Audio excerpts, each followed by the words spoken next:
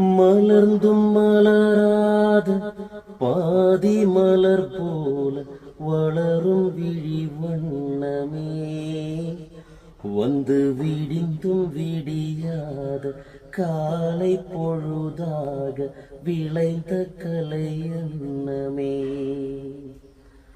நதியில் விளையாடி கொடியில் தலை சீவி நடந்த இளம் தென்றலே, வளர்பொதிகை மலர் தோன்றி மதுரை நகர் கண்டு பொழிந்த தமிழ் மன்றமே.